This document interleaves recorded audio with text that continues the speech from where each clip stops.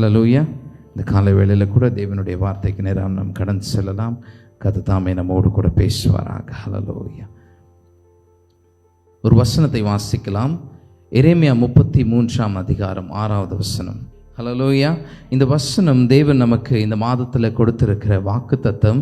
நம்ம இதை இந்த காலை வேளையில் கூட நாம் தியானிக்கலாம். கர்த்தர் தாமே நம்மோடு கூட பேசுவாராக. இந்த வசனம் சொல்லுகிறது, எரேமியா 33:6 கூட, இதோ நான் அவர்களுக்கு சௌக்கியமும் ஆரோக்கியமும் வரப்பண்ணி அவர்களை குணமாக்கி அவர்களுக்கு பரிபூர்ண சமாதானத்தையும் சத்தியத்தையும் வெளிப்படுத்துவேன். ஹல்லேலூயா. இந்த வசனத்தில் பார்ப்பீங்க என்று சொன்னால், கர்த்தர் நமக்கு ஒரு காரியத்தை சொல்லுகிறார். அவர் எப்படிப்பட்ட காரியத்தை நம்முடைய வாழ்க்கையிலே செய்வார் என்பதை சொல்லி கர்த்தர் இந்த இடத்துல சொல்லுகிறதை பார்க்கிறோம். முதலாவது பகுதி பாருங்க, அவர் என்ன பண்றாரா, நமக்கு சௌக்கியமும் ஆரோக்கியமும் வரப்பண்ணி. ஹல்லேலூயா. முதலாவது என்ன சொல்றது, நம்முடைய சரீர பிரகாரமான ஆரோக்கியம். இந்த இங்கிலீஷ் பைபிளில் பார்க்குறீங்கன்னு சொன்னால், behold I will bring it health and healing. ஹல்லேலூயா.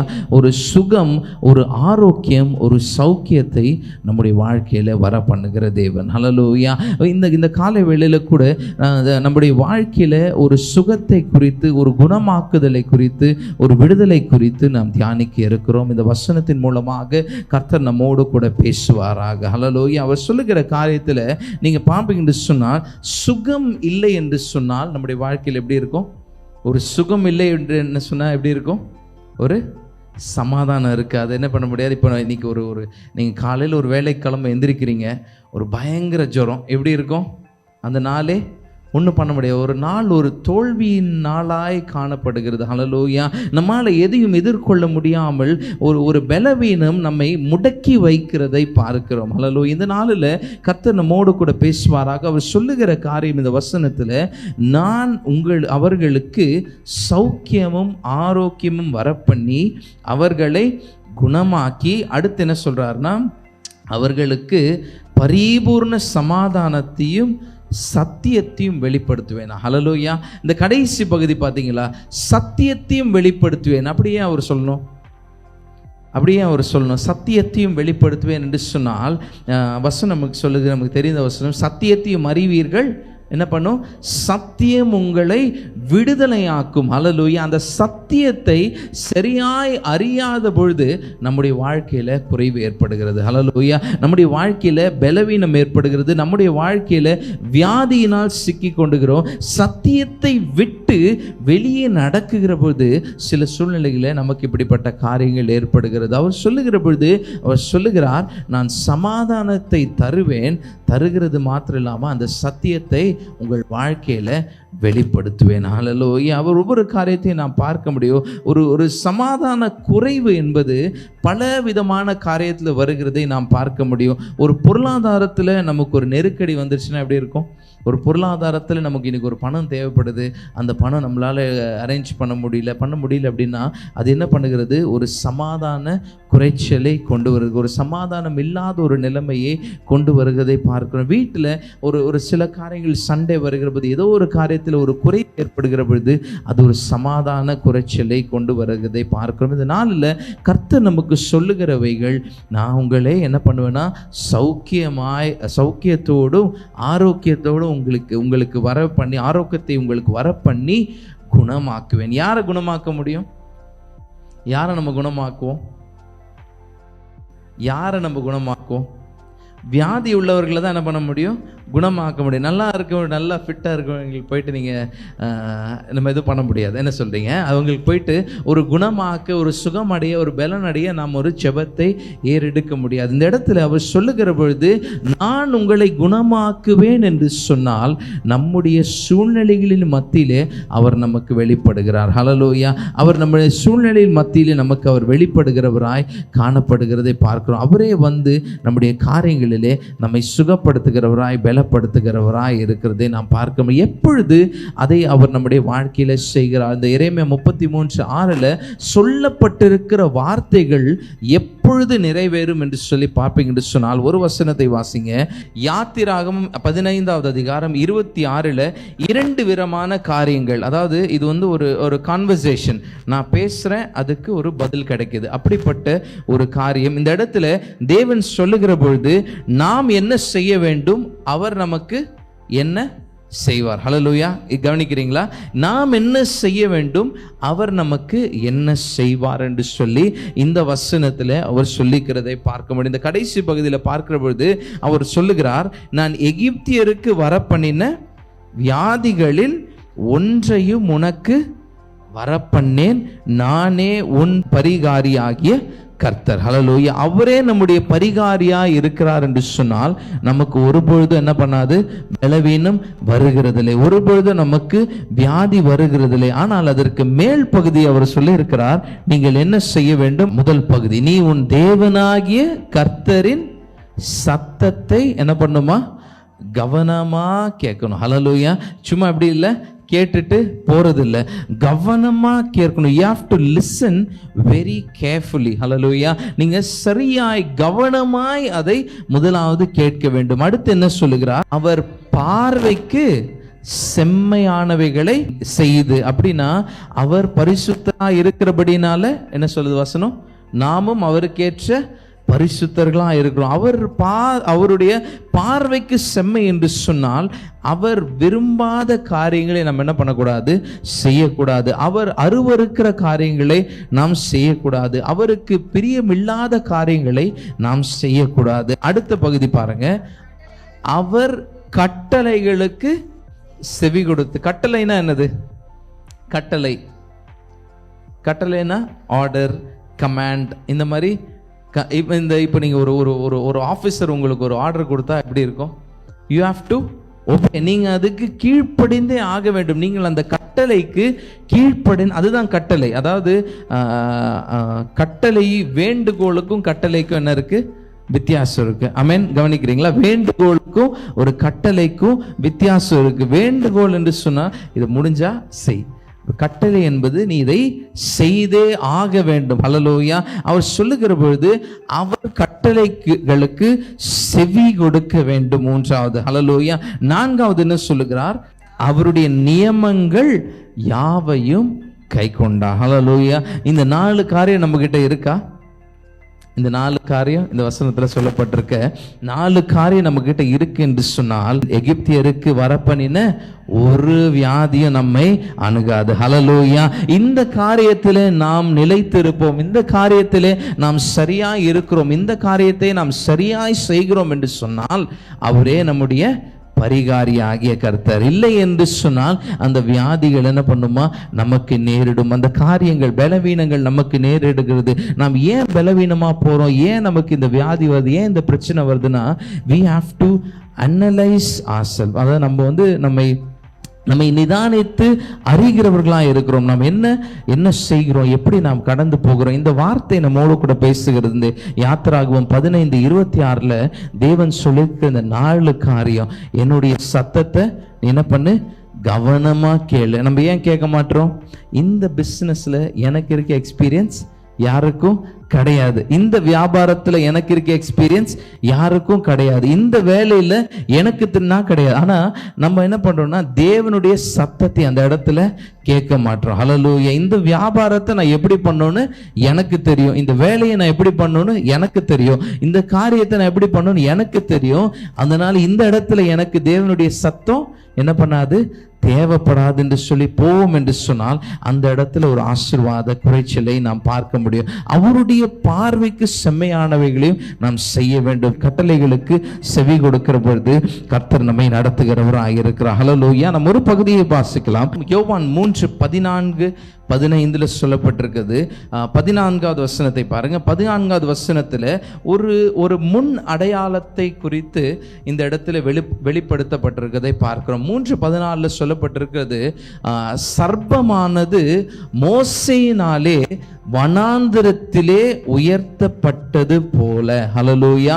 மனுஷகுமாரனும் என்ன பண்றாருன்னா, மனுஷகுமாரனும் அந்த வசனம், தன்னை விசுவாசிக்கிற எவனோ அவன் கெட்டு போகாமல் நித்திய ஜீவனை அடையும்படிக்கு உயர்த்தப்பட வேண்டும். 2 காரியங்கள் இந்த இடத்துல சொல்லப்பட்டிருக்கிறது.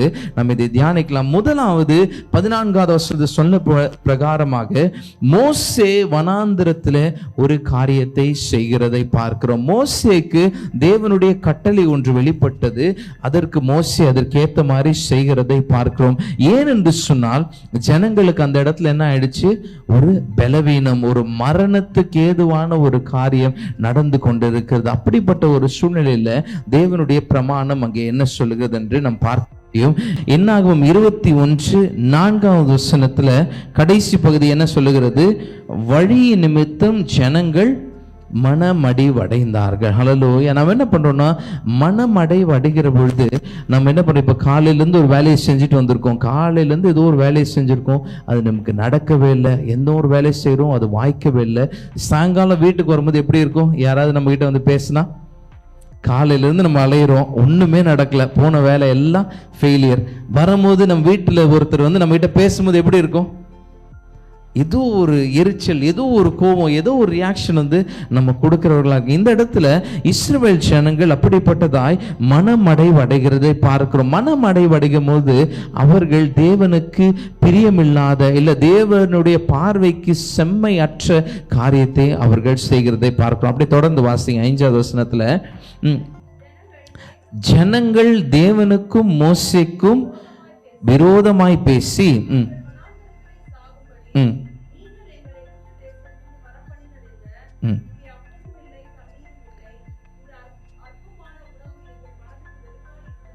ஹல்லேலூயா. இந்த இடத்துல சரியாக கவனிங்க. இந்த 5வது வசனத்துல தேவன் ஒரு காரியத்தை ஆசீர்வதித்து கொடுத்திருக்கிறார். தேவன் இஸ்ரவேல் ஜனங்களுக்கு ஒரு காரியத்தை ஆசீர்வதித்து கொடுத்திருக்கிறார். இந்த இடத்துல அவங்க என்ன சொல்றாங்கன்னா, தேவனுக்கும் மோசேக்கும் விரோதமாய் பேசுகிறார்கள். ஹல்லேலூயா. விரோதமாய் பேசுகிற அந்த அடுத்த பகுதியில் பார்ப்பீங்கன்னு சொன்னா, நாங்கள் வனாந்திரத்திலே சாகும்படி யாரா, அடுத்து என்ன போட்டிருக்கு, நீங்கள்னா யாரு, மோசேயை பார்த்து சொல்றாங்க, நீயும் தேவனும். ஹல்லேலூயா. நீங்க 2 பேர் சேர்ந்து தான் என்ன பண்ணிட்டீங்க, எங்களை இங்க கூட்டு வந்திருக்கீங்க. எப்படி கூட்டு வந்திருக்கீங்க, நீங்கள் எங்களை எகிப்து தேசத்திலிருந்து வர பண்ணினது என்ன, இங்கே அப்பமும் இல்லை தண்ணீரும் இல்லை, இந்த அற்பமான உணவு. எந்த உணவு, என்ன உணவு சாப்பிட்டாங்க அங்க, என்ன உணவு, அற்பமான உணவு அங்க கொடுத்தாங்க,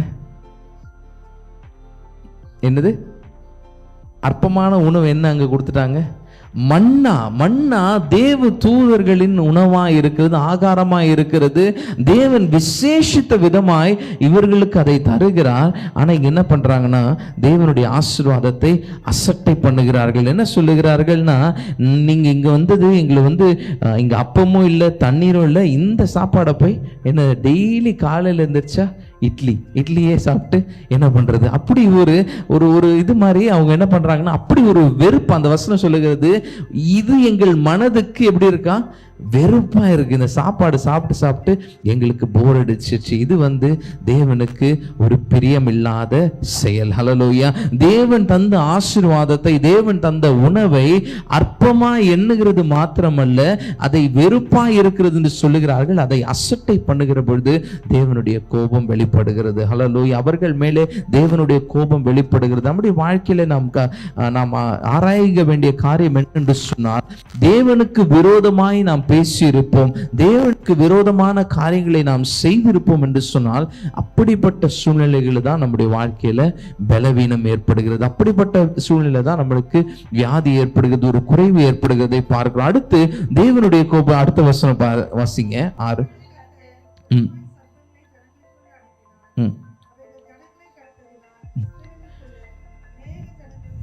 இங்க என்ன ஆயிடுச்சு, கர்த்தருடைய வார்த்தையை மீறி கர்த்தருக்கு எதிராய் செய்ததுனால இங்க ஒரு பனிஷ்மெண்ட். என்ன நடந்தது? கொள்ளிவாய் சர்ப்பங்கள். அது கொள்ளிவாய் சர்ப்பங்கள் நீங்க நெட்ல போட்டு பார்க்கலாம். சாண்ட் வைப்பர்ஸ், டெசர்ட் வைப்பர்ஸ் போட்டு பார்த்தீங்கன்னா அது அந்த மண்ணுக்குள்ளே தான் இருக்கும். அது வந்து பார்த்தீங்கன்னா மண்ணு கலர்லேயே தான் இருக்கும். ஆல்மோஸ்ட் வந்து அந்த மண்ணு கலர்லேயே தான் இருக்கும். அது மண்ணில் அப்படி ஏறி வரும், திரும்ப மண்ணுக்குள்ள அப்படியே அமுங்கிடும். அப்படிப்பட்டவைகள் என்ன பண்றாருன்னா ஜனங்களுக்குள்ளே அனுப்புகிறார். ஆனால் இதுல ஒரு ஆச்சரியமான காரியம் பார்த்தீங்கன்னு சொன்னா, இவர்கள் இத்தனை வருடங்கள், இத்தனை நாட்கள் அந்த வனாந்திரத்தை தான் கடந்து வராங்க. ஆனா இந்த சர்ப்பங்கள் என்ன பண்ணல? அவங்கள தொடக்கூட முடியல. ஹல்லேலூயா. அவர்களை தொடக்கூட முடியல. அப்படி அது அந்த அந்த சர்ப்பத்தை பொறுத்து நீங்க போட்டு பாத்தீங்கன்னா நெட்ல, இந்த நேஷனல் ஜியோகிராபிக் இந்த மாதிரி இதுல போட்டு பாத்தீங்கன்னா அது இருக்க இடமே தெரியாது. உங்களுக்கு தெரியாம அதை மிரிச்சிட்டிங்கன்னு வச்சுக்கோங்க. அந்த மாதிரி தான் இருக்கும். மண்ணோட மண்ணா இருக்க காரியங்கள் அத்தனை நாட்கள் அதனிடம் அதால வந்து இவர்களை தொட முடியல.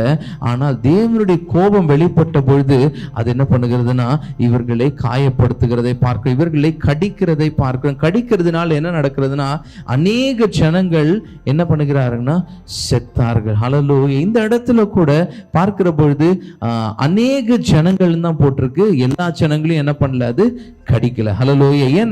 ஏன் இந்த காரியத்தை நம்ம இன்று தானிக்கிறோம் என்று சொன்னா, இதிலே முறுமுறுத்தவர்கள், தேவனுக்கு விரோதமாய் பேசினவர்கள் ஒரு கூட்டம், தேவனை சார்ந்து நின்றவர்கள் ஒரு கூட்டம். தேவனுக்கு விரோதமாய் பேசினவர்களை இது கடிக்கிற ஒரு காரியத்தை நாம் பார்க்க முடியும். அப்படிப்பட்ட ஒரு காரியத்தில் இது இருக்கிறதை நாம் பார்க்க முடியும். தேவன் என்ன பண்ண? தேவனுடைய கோபம் வெளிப்படுகிற பொழுது, அவர்கள் முறுமுறுக்கிற பொழுது, தேவனை விட்டு விலகி செல்லுகிற பொழுது இந்த காரியம் அவருக்கு நேரிட்டதை பார்க்க முடியும். அடுத்த வசனம் வாசி, 7ஆம் வசனம்.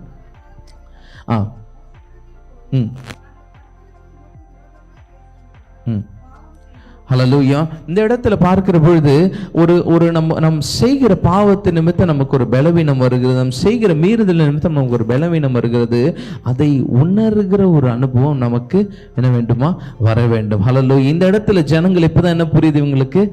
இப்படி நம்ம பேசினால தான் இந்த பிரச்சனை, இத்தனை நாட்கள் இந்த காரியம் இருந்திருக்கு, ஆனா அதால நம்மள ஒன்றும் பண்ண முடியல. இப்படி நம்ம பேசினால என்ன பண்றான்? ஃபர்ஸ்ட் ஒரு கடிப்பட்ட பிறகு என்ன நினைச்சிருப்பான் பக்கத்துல இருந்தவன்? சரி, ஓகே, ஒன்றும் இல்லை. ஆனா ஒருவன் இறந்து போகிற பொழுது, ஒரு மனிதன் இறந்து போகிற பொழுது தான் என்ன இருக்கும்? இவனுக்கு ஒரு பயம் வந்திருக்கும். இப்படிப்பட்ட காரியங்கள் ஏற்படுகிற பொழுது அவர்கள் உணர்ந்து தேவனிடத்துல போயிட்டு என்ன பண்றாங்களா? மோசேயின் இடத்துல போயிட்டு தேவனை நோக்கி விண்ணப்பம் பண்ண சொல்லுகிறார்கள். ஹல்லேலூயா. நாம் நம்முடைய காரியத்துல இதுல இந்த பகுதி எதுக்கு இன்னைக்கு எடுத்திருக்கோம் அப்படி சொன்னா, இதுல நாம் கடிக்கப்பட்டதை முதலாவது என்ன பண்ண வேண்டுமா? உணர வேண்டும். ஹல்லேலூயா. இப்போ ஒருத்தருக்கு அது கடிச்சதே தெரியாம அவன் கூடாரத்தில் படுத்து கொண்டிருந்திருப்பான் என்று சொன்னால் அவனுடைய வாழ்க்கை என்ன பண்ணப்பட்டிருக்கும்? முடிவடைந்திருக்கும், முடிந்து போயிருக்கும். ஆனா இந்த இடத்துல நாம் எதிலே சிக்கி இருக்கிறோம், எதனால் கடிக்கப்பட்டிருக்கிறோம், எதனாலே நாம் பாதிக்கப்பட்டிருக்கிறோம் என்பதை நாம் முதலாவது அறிந்து கொள்கிறவராக இருக்க வேண்டும். மோசேயின் இடத்துல தேவன் ஒரு காரியத்தை சொல்லுகிறார். இந்த 8வது வசனத்தை வாசிங்க.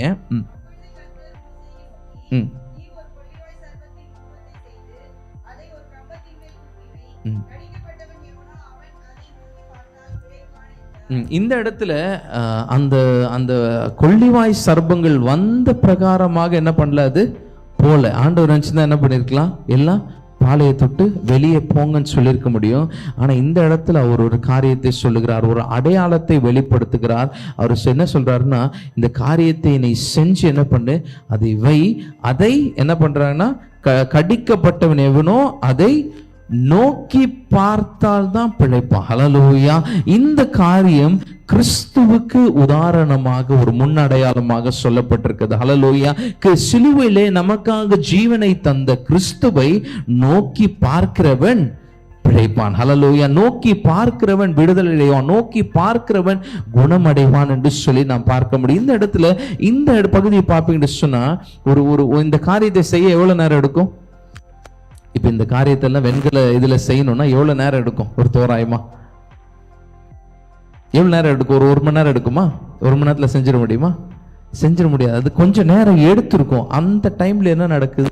இங்க மரணம் நேரிட்டு கொண்டே தான் இருக்கிறது. ஆனா அதை பார்த்தவன், அதனிடத்துல ஓடி வந்தவன் பிழைத்து கொள்ளுகிறதை பார்க்கிறோம். ஹல்லேலூயா. எதுக்கு இந்த பகுதியை நாம் சொல்லுகிறோம் சொன்னா, சிலுவையின் இடத்துல நீங்கள் என்ன பண்றீங்கன்னா, தேவனை விட்டு விட்டு விலகி தேவனுக்கு விரோதமாய் காரியங்களை செய்து தேவனுக்கு எதிராய் பேசி சிலுவையை விட்டு தூரம் சென்றிருப்பீர்கள் என்று சொன்னால், கடிப்பட்டு இருக்கிற நிலைமையில் இருக்கிற நீங்கள் தேவனிடத்துல வர வேண்டும். ஹல்லேலூயா. தேவனை நோக்கி பார்க்க வேண்டும். அவரை நீங்கள் நோக்கி பார்ப்பீர்கள் என்று சொன்னால் பிழைத்து கொள்ள முடியும். ஹல்லேலூயா. ஒரு விடுதலை அடைய முடியும். அதுல பார்த்த எல்லாரும் என்னன்னா தூரத்திலிருந்து பார்த்திருப்பான், ரொம்ப தூரத்துல இருந்திருப்பான். அதை உணர்வு அடைந்து அதை நோக்கி வந்து அதனிடத்துல வந்தவர்கள் பிழைத்து கொண்டதை நாம் பார்க்க முடியும். ஹல்லேலூயா. கர்த்தர் இதனால் சொல்லுகிற காரியம், இதன் மூலமாய் சொல்லுகிற காரியம் அதுதான். நீங்கள் குணமாக்கப்பட வேண்டும் என்று சொன்னால் தேவனை நோக்கி பார்க்க வேண்டும். இப்ப இந்த காரியத்தை என்ன பண்றாங்க, நிறைய பேர் தவறா புரிஞ்சுக்கிட்டு இதே ஒரு போட்டோவா வச்சு இதே ஒரு இதா வச்சு அதை தொழுது கொள்ளுகிற அனுபவத்துல இருக்காங்க. அப்படி கிடையாது. இது ஒரு உதாரணம், அந்த நாளுக்கு தேவன் காட்டின ஒரு அடையாளம், அவ்வளவுதான். ஹல்லேலூயா. இது இப்ப அப்ப சொன்னாரே, அதை நான் இப்பயும் ஃபாலோ பண்றேன், இந்த மாதிரி ஒரு சிலைகளை செய்து படங்களை வைத்து அல்ல. அது அந்த நாளுக்கான ஒரு உடன்படிக்கை, அந்த நாளுக்கான கட்டளை. அது தேவனுக்கு முன் அடையாளமாக சொல்லப்பட்டிருக்கிற காரியம். மெடிக்கல்ல எடுத்தீங்க அப்படி சொன்னா, மெடிக்கல் இண்டஸ்ட்ரியோட சிம்பிளே இதுதான். எத்தனை பேர் இதை பார்த்துருக்கீங்க தெரியல. நீங்க எந்த ஹாஸ்பிட்டல் போங்க, எந்த மெடிக்கல் இண்டஸ்ட்ரி போங்க, அதோட சிம்பிளே இந்த உயர்த்தப்பட்ட கோல் தான். இந்த உயர்த்தப்பட்ட இந்த சர்பம் தான். என்ன என்று சொன்னால், இதை நோக்கி பார்க்கிறவன் பிழைப்படைவான் என்று சொல்லி, பிழைப்பான் என்று சொல்லி தேவன் சொன்னது நிமித்தம் எல்லாத்திலும் இந்த காரியங்கள் தான் வைக்கப்பட்டிருக்குது. நாம் தேவனை, நாம் ஒரு சுகவீனமா இருக்கோம், பலவீனமா இருக்கும் சொன்னா தேவனை நாம் நோக்கி பார்க்க வேண்டும். ஹல்லேலூயா. இந்த காலத்து நம்ம போயிட்டு இந்த மாதிரி ஒரு போட்டோவை செஞ்சு அந்த போட்டோ பார்க்கறது அல்ல. அது தவறான காரியம், அப்படி அல்ல. இது ஒரு முன் அடையாளம், அவ்வளவுதான். இது ஒரு உதாரணம். இப்பொழுது நமக்காக சிலுவையில் தன் ஜீவனை கொடுத்த தேவன் முன்பாக இருக்கிற போது அவரை நோக்கி பார்க்கிற பொழுது விடுதலை அடைய முடியும். ஏசாயா 40:29 சொல்லுகிறது, சோர்ந்து போகிறவனுக்கு அவர் பலன் தந்து சத்துவம் இல்லாதவனுக்கு சத்துவத்தை பெருக பண்ணுகிறார். ஹல்லேலூயா. அப்படிப்பட்ட தேவன் அவர். அடுத்து சங்கீதம் 147:3 இன்னைக்கு வாசித்தோம். இருதயம் நொறுங்குண்டவர்களை குணமாக்குகிறார், அவர்களுடைய காயங்களை அவர் என்ன பண்றாரா, கட்டுகிறவராய் இருக்கிறார். ஹல்லேலூயா. காயம் கட்டுகிற ஒரு தேவனாய் இருக்கிறார். நம்ம இந்த எரேமியா 33:6 கர்த்தர் சொன்ன பிரகாரமாக அவர் நம்மை குணமாக்க வேண்டும் என்று சொன்னால் நாம் அவரிடத்திலே வர வேண்டும். அவரிடத்திலே வருகிற பொழுது நாம் குணமடைகிறவர்களாய் இருக்க முடியும். ஒரு வசனத்தை வாசிக்கலாம். யாக்கோபு 5:14 வாசிங்க. யாக்கோபு 5:14 சொல்லப்பட்டிருக்கிறது, விசுவாசமுள்ள ஜெபம் என்ன பண்ணுவா, பிணியாளிகளை ரட்சிக்கும். ஹல்லேலூயா. அந்த விசுவாசம் இருக்கும் என்று சொன்னால் பிணியாளிகள், வியாதியஸ்தர் எல்லாருக்கும் என்ன இருக்குமா, ஒரு விடுதலை காணப்படும். அந்த விசுவாசத்தோடு கர்த்தரை நாம் நோக்கி பார்ப்போம் என்று சொன்னால் ஒரு விடுதலையை நாம் பார்க்க முடியும். மார்க் 5வது அதிகாரத்தை எடுத்துக்கொள்ளுங்க. இங்க 2 காரியங்கள் சொல்லப்பட்டிருக்கிறது, 2 விதமான காரியங்கள். ஒன்று யவீருவின் மகளை குறித்தும், இன்னொன்று பெரும்பாலான ஸ்திரீயை குறித்தும் இந்த பகுதியில் சொல்லப்பட்டிருக்கிறது. 21வது வசனத்திலிருந்து 43 வரைக்கும் சொல்லப்பட்டிருக்கிறது. 22 வாசிங்க.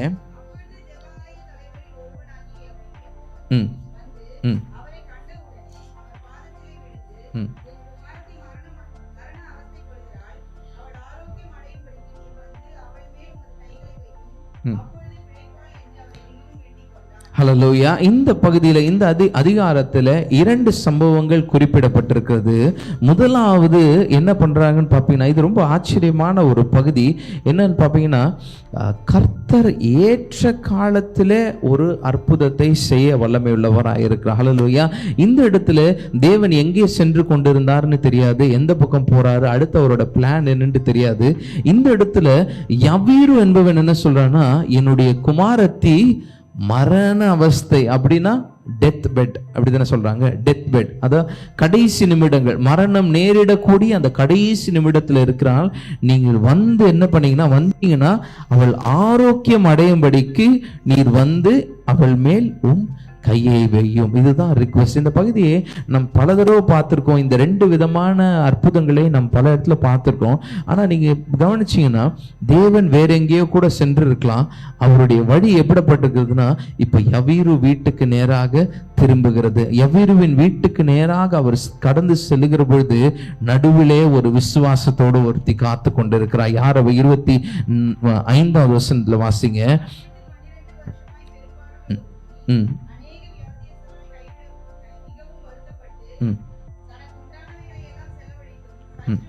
குணம். இந்த இடத்துல பார்க்க வேண்டும் சொன்னா, தேவன் போற வீடு ஒரு வீட்டுக்கு போறாரு. இந்த இடத்துலயுமே தேவன் ஒரு விசுவாசத்தை பார்த்து கொண்டிருக்கிறார். ஹல்லேலூயா. இந்த இடத்துல விசுவாசத்தோடு ஒரு ஸ்திரீ அடுத்த வசனத்துல பார்க்கிற பொழுது அவர் சொல்லப்பட்டிருக்கிறது, இயேசுவை குறித்து கேள்விப்பட்டு. எப்படி? இயேசுவை குறித்து கேள்விப்பட்டிருக்கான். அதுக்கு பட்டிருக்காங்க. அதுக்கு முன்னாடி பாத்தீங்கன்னா 26ல என்ன சொல்லப்பட்டிருக்கு? அநேக வைத்தியர்களால் மிகவும் வருத்தப்பட்டு. அப்படின்னா இந்த டாக்டர் இவ்வளோ ஸ்பெஷல், அந்த டாக்டர் இவ்வளோ ஸ்பெஷல், இங்கே அங்கன்னு சொல்லி எல்லா இடத்துக்கும் என்ன பண்ணப்பட்டாச்சு? போயாச்சு. இருந்த காசெல்லாம் என்ன பண்ணியாச்சு? செலவழிச்சாச்சு. இப்போ நியூவாக ஒரு டாக்டரை பற்றி என்ன பண்ணுறாங்க? கேள்விப்படுறாங்க. ஹல்லேலூயா. இப்படி ஒரு சூழ்நிலையில் நீங்கள் இருந்தீங்கன்னா நம்ம என்ன பண்ணியிருப்போம்? எல்லாம் செலவழிச்சாச்சு. எல்லாராலும் அந்த வசனம் ரொம்ப தெளிவாக சொல்லுது. 26ல் பார்ப்பீங்கன்னு சொன்னால், சற்றாகிலும் குணமடையாமல். அப்படின்னா இப்போ உதாரணத்துக்கு 105 டிகிரி ஜுரம் இருக்கு அப்படின்னா, அந்த ஜுரம் 102 103 வந்தால் எப்படி இருக்கும்? சரி, கொஞ்சம் குறைஞ்சிருக்கு, தேர் இஸ் அ சேஞ்ச், ஒரு சின்ன சேஞ்ச் இருக்குன்னு நம்ம பார்க்கலாம். ஆனால் இவங்களுடைய வாழ்க்கையில் பார்ப்பீங்கன்னு சொன்னால், சற்றாகிலும் குணமடையாமல். அப்படின்னா ஆரம்ப நாளில் அவங்க ஒரு டாக்டர் கிட்ட போயிருப்பாங்க அப்படின்னா, அதே நிலைமையில தான் அந்த ஸ்திரீ இன்னைக்கு வரைக்கும் இருக்கு. ஹல்லேலூயா. சற்றாகிலும் குணமடையாமல் எல்லா நம்பிக்கையும் அற்று போன ஸ்திரீ இயேசுவை குறித்து கேள்விப்பட்ட உடனே என்ன பண்ணுகிறான்னா, 27ல் அவருடைய வஸ்திரங்கள் ஆகிலும் தொட்டால் சொஸ்தமாவேன். ஹல்லேலூயா. அவருடைய வஸ்திரத்தை ஆகிலும் நான் தொட்டேன் என்று சொன்னால் நான் சொஸ்தமாவேன் என்று சொல்லி அவள் கடந்து வருகிறதை நாம் பார்க்க முடியும். வஸ்திரத்தை ஆகிலும் நான் தொட்டேன் என்று சொன்னால் நான் குணமடைவேன் என்று சொல்லி அந்த ஸ்திரீ கடந்து வருகிறதை பார்க்கிறோம். அவள் என்ன பண்றாருன்னா, ஜனக்கூட்டத்திலே அவருக்கு நடுவாக வந்து அவருடைய வஸ்திரத்தை தொட்டு என்ன பண்றார்? சுகத்தை பெற்றுக் கொள்கிறதை பார்க்க முடியும். 34 வாசிங்க. 34ல பார்க்கிற பொழுது, மகளே, உன் விசுவாசம் உன்னை ரட்சித்தது, நீ சமாதானத்தோட போய் உன் வேதனை நீங்கி. ஹல்லேலூயா. ஹல்லேலூயா. இந்த இடத்துல நம்ம யாக்கோபு 5:14 பார்த்த பிரகாரமாக அந்த விசுவாசம் உள்ள ஜெபம் என்ன பண்ணுமா? பிணியாளிகளை ரட்சிக்கும். இந்த இடத்துல இந்த பெண்ணோட, இந்த ஸ்திரீயோட விசுவாசம் பார்ப்பீங்கன்னு சொன்னால் அது ஒரு பெரிய விசுவாசமா இருக்கிறது. அவளோட விசுவாசம், நான் போயிட்டு ஏதாவது ஒரு ரெக்கமெண்டேஷன் வாங்கி ஏதாவது ஒரு சீஷரை பிடிச்சி அவர்கிட்ட கொஞ்சம் ப்ரேயர் பண்ணிப்பேன் அப்படியெல்லாம் கிடையாது. நானே கடந்து செல்றேன். ஹல்லேலூயா. நான் யாரையும் நம்பி அல்ல, அவரை மாத்திரம் நம்பி இருக்கிறேன். நானே உள்பிரவேசித்து அவருடைய வஸ்திரத்தை பற்றி கொள்வேன் என்று சொன்னால் நான் விடுதலை அடைவேன் என்று சொல்லி அவள் கடந்து செல்கிறதை பார்க்கிறோம். ஹல்லேலூயா. நம்முடைய வாழ்க்கையில கூட இதே போலதான் சூழ்நிலைகள், இப்படிப்பட்ட சூழ்நிலை இருந்தாலும் நம்ம என்ன பண்றோம்னா, இந்த ஸ்திரீ எப்படி இருக்காங்கன்னா, எல்லாரையும் நம்பி எல்லாரிடத்திலும் ஏமாற்றப்பட்ட பின்பும் அவள் தேவனை நம்பி வருகிறாள். ஹல்லேலூயா. தேவனை நம்பி வருகிற பொழுது ஒரு நொடி பொழுதிலே அவளுக்கு ஒரு பெரிய மாற்றம் ஏற்படுகிறது. ஹல்லேலூயா. நம்முடைய வாழ்க்கையில நாம் முதலாவது நாம் எதில சிக்கி இருக்கிறோம், எதனாலே வியாதிப்பட்டிருக்கிறோம், எதிலிருந்து நாம் குணமாக்கப்பட வேண்டும் என்று சொல்லி நாம் முதலாவது அறிந்து கொள்ள வேண்டும். முதலாவது நாம் அறிந்து கொண்டு உணர்ந்து அறிந்து கொள்ளுகிற பொழுது அதிலிருந்து நாம் விடுதலை பெற முடியும். இந்த யாக்கோபு 5:14 பிரகாரமாக அந்த விசுவாசம் என்ன பண்ணுகிறதா? நம்மை விடுதலை ஆக்குகிறது என்று சொல்லி பார்க்க முடியும். எரேமியா 30:17 சொல்லுகிறது, உன்னை விசாரிப்பாரற்ற சியோன் என்று சொல்லி உனக்கு தள்ளுண்டவள் என்று பெயரிட்டபடியால் நான் உனக்கு ஆரோக்கியம் வரப்பண்ணி உன் காயங்களை ஆற்றுவேன் என்று கர்த்தர் சொல்லுகிறார். ஹல்லேலூயா. எரேமியா 30:17 எப்படி சொல்லப்பட்டிருக்கிறது? உன் காயங்களை ஆற்றி உனக்கு ஆரோக்கியம் வர பண்ணுவேன் என்று சொல்லப்பட்டிருக்கிறது. ஹல்லேலூயா. இந்த பகுதியில் நீங்க மீதி வீட்டில் வாசிச்சுக்கோங்க. அதே மாதிரி யவீருனுடைய வீட்டில் அந்த பெண்ணுக்கும் என்ன பண்றாருன்னா, தேவன் ஒரு விடுதலையை கட்டளையிடுகிறது பார்க்கிறோம். 41வது வசனத்துல சொல்லப்பட்டிருக்கிறது, சிறு பெண்ணே எழுந்திரு என்று உனக்கு சொல்லுகிறேன். என்ன பண்ணியிருக்காருன்னா, அவர் என்ன பண்றாரு, அந்த பிள்ளையை கைப்பிடித்து எழுப்புகிறதை பார்க்கிறோம். ஹல்லேலூயா.